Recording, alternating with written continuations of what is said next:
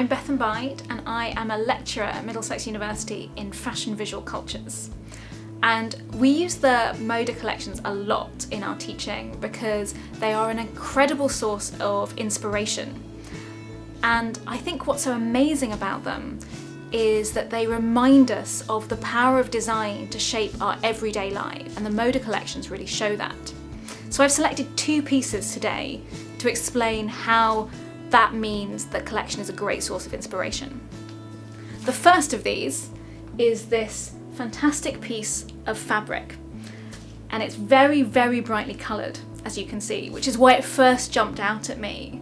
It was that vivid yellow that made me really excited. But then I read the story behind it, and that got me even more hooked. So this piece of fabric, although it looks like it was a piece of high design, was actually an everyday curtain fabric. So when I see this fabric, I'm really excited to think about who else saw that lovely bright yellow fabric and wanted to have it in their lives and wanted to transform their homes. And that got me to thinking about our second item, which is this fantastic book, the Wolf Club Book of Profitable Pleasure, which is quite an amazing title. But I love this book because when you open its pages, you're reminded of the fact that we all have a lot of power to shape our futures and our identities through the design choices we make. And that, I think, is a very inspirational idea for young designers, because it's a reminder of the fact that what they do has the power to change and shape societies. Hi, my name is Rebecca Bell and I am also a lecturer in fashion visual cultures at Middlesex University, and I'm delighted to be talking about this object today.